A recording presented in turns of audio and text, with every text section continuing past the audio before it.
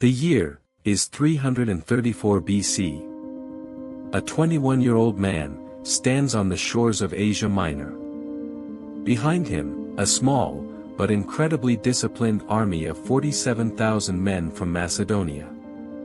In front of him, the largest, wealthiest, and most terrifying empire the world has ever known, the Persian Empire. Most generals would call this a suicide mission. But for Alexander III of Macedon, this was not a war of survival. It was destiny. He didn't come to raid the borders. He came to own the world.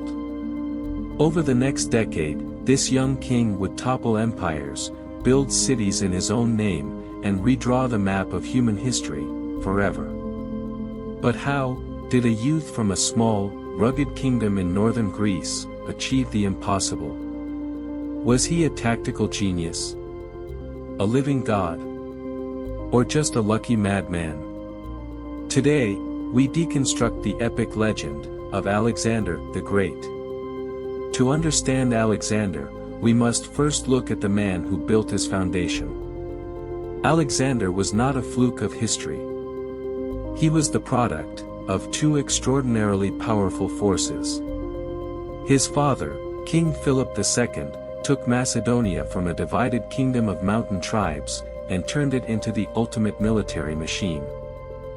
Philip forged the Macedonian Phalanx. This was a revolutionary infantry formation, armed with the sarissa, a massive spear, 18 feet long. When packed tightly together, the phalanx was a wall of wood and iron that was virtually impenetrable. Philip gave Alexander the muscle. But his mind? That was sculpted by one of the greatest intellects in human history, Aristotle. For 3 years, Aristotle taught the young prince politics, philosophy, medicine, and science. Alexander didn't just carry a sword into battle. He slept with a dagger, and a copy of Homer's Iliad under his pillow. He was absolutely obsessed with becoming a modern-day Achilles. A hero of myth, brought to life. When King Philip was assassinated in 336 BC, the Greek world thought the young, inexperienced Alexander would crumble. They were dead wrong. Alexander didn't hesitate. He swiftly eliminated his political rivals, secured the throne, and violently crushed a rebellion in the Greek city of Thebes.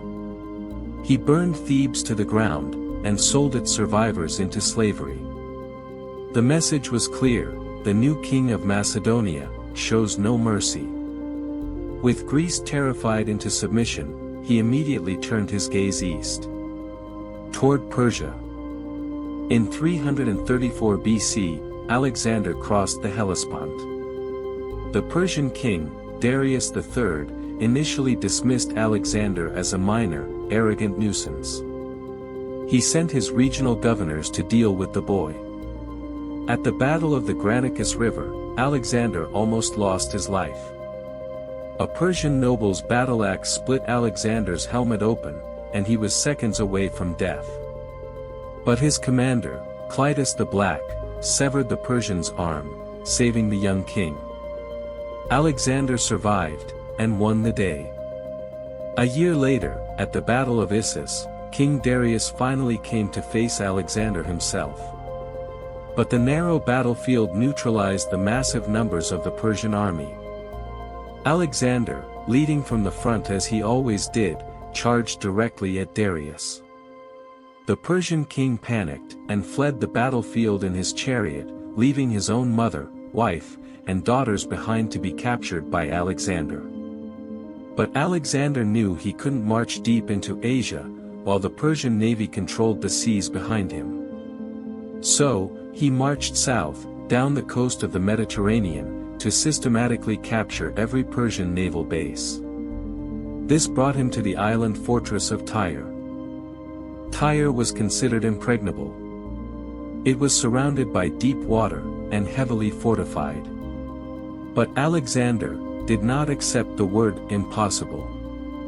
For 7 grueling months, his army built a massive land bridge, a causeway, out of rock, timber, and debris, straight into the ocean. He turned an island into a peninsula. He brought up his siege towers, smashed the walls, and slaughtered the defenders. It was a terrifying display of his ruthless determination. From there, he entered Egypt. But the Egyptians didn't fight him. They welcomed him as a liberator from Persian rule. They crowned him pharaoh. And in the deep desert, at the oracle of Siwa, the priests declared Alexander to be the son of Zeus himself. For Alexander, the myth was becoming reality. He was no longer just a king. He was a demigod. The absolute climax of his conquest came at Gaugamela, in 331 BC. King Darius had gathered a colossal army. Ancient sources claim hundreds of thousands of soldiers. He brought scythed chariots, designed to slice infantry to pieces. He even brought war elephants. He flattened the battlefield, specifically to give his massive army the advantage. Alexander? He had only 47,000 men. The dust raised by the Persian army darkened the sky. However, Alexander saw a gap. In a stroke of tactical brilliance, Alexander stretched his own right flank, forcing the Persians to stretch their lines to match him. When a gap finally opened in the Persian center, Alexander struck. Instead of fighting the entire Persian line, he led his elite, companion cavalry, in a wedge formation, charging directly at the heart of the defense, exactly where Darius stood. It was a surgical strike. Seeing the unstoppable Alexander thundering toward him once again, Darius's nerve broke. For the second time, the King of Kings turned his chariot and ran. As Darius fled, the morale of the Persian army collapsed. The greatest empire on earth was shattered in a single afternoon. Alexander marched into Babylon and was crowned King of Asia. He then marched to Persepolis, the magnificent capital of the Persian Empire, and burned its great palaces to the ground. Retribution for the Persian invasion of Greece, a century and a half earlier. He eventually tracked down Darius, only to find him assassinated by his own generals. With Darius dead, Alexander had achieved the ultimate victory. He had everything. But for Alexander, the edge of the map was calling. He became obsessed with finding the great ocean at the ends of the earth. He pushed his exhausted army further east.